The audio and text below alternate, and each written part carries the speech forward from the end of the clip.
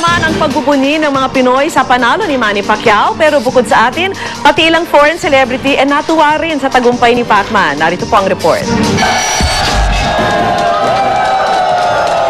Sa oras ng mismong bakbakan,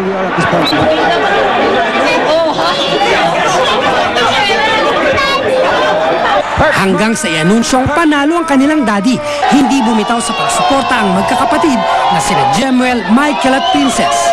Congratulations, Daddy. I love you, miss you. Mama Margarita, pahinga ka mabuti. Congratulations, Daddy. I miss you. I love you. Maging ang ama ni Manny na si Mang Rosalio, excited na tumutok sa laban ng anak. Kulbaan yun kay anak ko na ko nang away. Di kulbaan ta pero makakuan lang kanang dili lang palabanan ba kay sound dula man yun na nila di ang ako salig lang ko sa Ginoo, magampo lang ko sa Ginoo nga mudaog si Manny yun.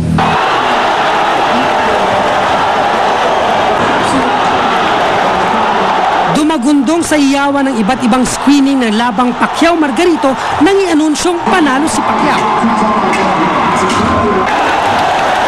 Sa Maynila,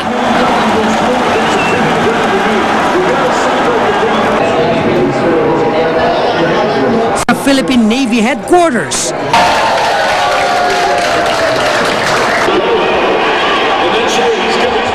at maging sa Araneta Coliseum kung saan 13,000 ang nanood.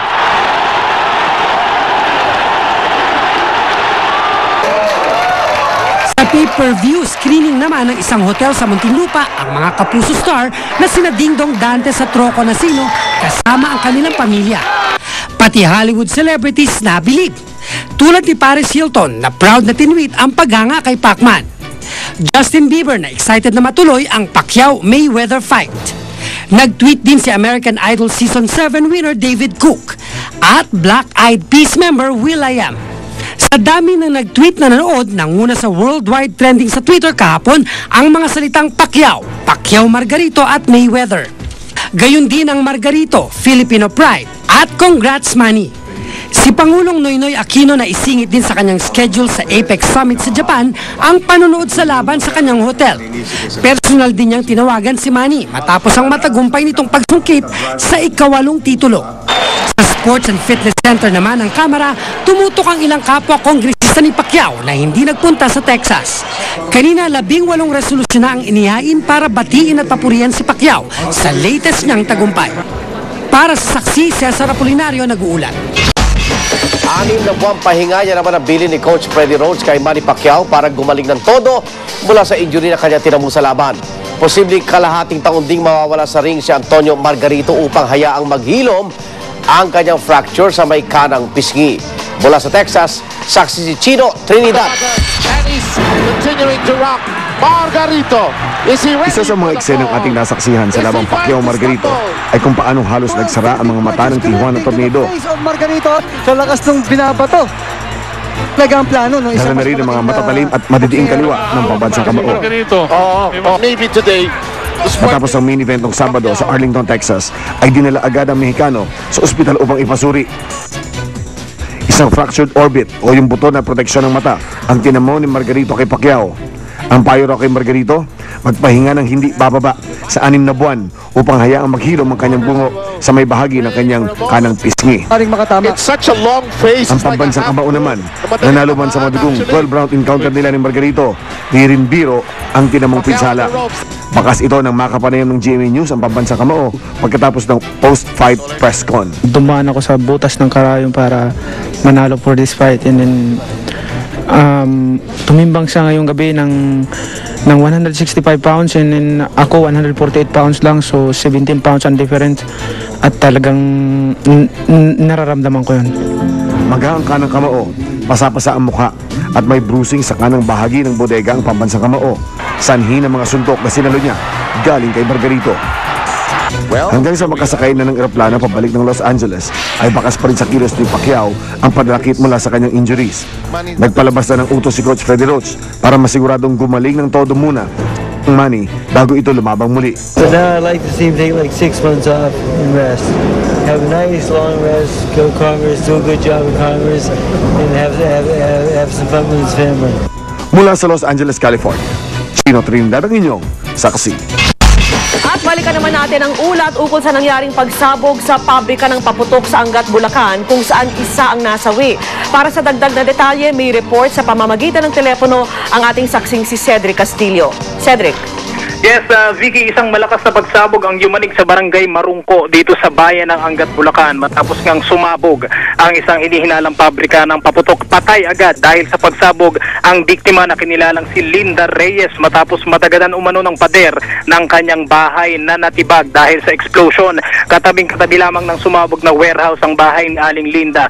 Sa lakas ng pagsabog, Vicky, wala na halos natira kundi durug-durug na semento, mga nakatiwangwang na bakal at isang bahagi ng bubong ng garahe mula dito sa bodega na sinasabing sarado ng bato at konkreto. Lumalabas sa investigasyon na pasado alas 6 ngayong gabi habang nagpuputol ng mitsa ng paputok ang ilan sa mga manggagawa ng pabrika ay bigla na lamang nagliyab ang mga ginagawang kwitis. Sugatan ngayon sa iba't iba pang mga ospital dito sa Bulacan ang 3 sa mga manggagawa ng pabrika at kabilang na ang 8 pa sa mga residenteng nakatira malapit sa warehouse. Nakausap natin ang ilan sa mga taga rito at ayon sa kanila, bukod sa malakas na pagsabog, ikinagulat nilang mayroon palang pagawaan ng paputok sa kanilang lugar. Ayon sa Bulacan PNP ay inihahanda na ang reklamong illegal manufacturing of fireworks at reckless imprudence resulting to homicide and multiple injuries laban sa mag-asawang may-ari ng pabrika na hanggang sa ngayon ay pinag-ahanapan ng mga otoridad. Live mula rito sa Angat, Bulacan, ako si Cedric Castillo, ang inyong saksi. Sa ibang balita, libo-libong pasahero ang na-stranded sa unang araw na pagbabalik ng number coding para sa mga bus sa Metro Manila. Sinisisi ng MMDA ang pananabutahe umano ng mga bus operator, bagay na kanila namang itinanggi. Saksi si Steve Dailisa. Kung nga nag-uumapaw na pasahero ng mga bus na ito ang pagbabasihan, tila nakamit ng MMDA ang layunin ng number coding scheme na siguruhing puno ang mga bus na bumabiyahe. Ang kaso, tila sobrang konti naman ang mga bumiyaheng bus. Kaya ang EDSA at Commonwealth Avenue, di man marami ang sasakyan, pinasikip pa rin ng mga nag-aabang na commuter. Patong-patong na, patong-patong. Patong-patong, para sardinas. Punuan talaga. Meron namang mahigit 30 truck at bus na dineploy ang MMDA. Naglibreng sakay rin ng mga 6x6 trucks ng Army at PNP. Ang kaso, kapos pa rin. Kaya kumbaga sa game show, nag-call a friend na si Chairman Francis Tolentino para magpasaklolo sa iba pang ahensya ng gobyerno na ipahiram ang kanilang mga shuttle bus. Sa taya ng MMDA, mahigit 3,000 na stranded. Pero ayon sa pulisya, pumalo raw ito sa mahigit 8,000. Kaya naman tanghali kanina, sinuspindi na ang klase hanggang high school sa mga public at private schools sa Quezon City at San Juan. Ang ibang estudyante, late nang nasundo. Sinisi ng MMDA mga bus operator, sinabutahe umano ng tigil pasada ang implementasyon ng number coding scheme. Sa 2,000 bus na may plakang 1 at 2 na hindi pwedeng bumiyahe, hindi raw masa-stranded ang ganito karaming pasahero. Hindi po yung number coding implementation na naging problema. Ang naging problema po dito, yung hindi bumiyahe, dinisregard yung kanilang certificate of public convenience, yung kanilang prangkisa, and to provide a disservice to riding public. Dahil sa perwisyo, posibleng parusahan ng mga bus operator. Our sanctions range from monetary penalty, and the worst or the most severe sanction is cancellation of franchise. So this all depends on the circumstances why we would consider them to have participated in the strike. Katwiran naman ng mga bus operator, di raw sila nagtigil pasada. Nagkaroon lang daw ng kalituhan sa kanilang hanay. Yan ay kahit pa nung Biyernes nag-abiso na ang ilang bus operator na magtitigil pasada sila ngayong Lunes. Ang naging problema pong number 1 ng ating mga operator, ang kanila pong mga driver na late po ng pagpasok o nga alam po ng iba ay may strike. Kami ina-eksperimentohan. Hindi na namin alam kung sa kami lulugar, you know. All we ask is that for us to be given a chance to participate in any decision making because we affect majority of the people. And we saw it this morning. Ang mga di umani nag-strike kaninang umaga, pumasada na rin bandang hapon. At dahil hanggang alas 7 lang ng gabi ang coding, di na rin ganong nahirapan ang mga commuter kinagabihan. Ako, si Steve Dailisa ng inyong saksi. Samantala, big-time price hike. Yan naman ang ipatutupad ng ilang oil companies simula bukas. Uumpisahan ng Shell ang panibagong round. Alas 12:01 ng madaling araw mamaya. 2 piso kada litro ang kanilang dagdag presyo sa diesel at kerosene. 1.50 naman sa unleaded gasoline at 75 sentimos kada litro sa regular gasoline. Susundan naman yan ng Chevron bukas ng alas 2 ng madaling araw.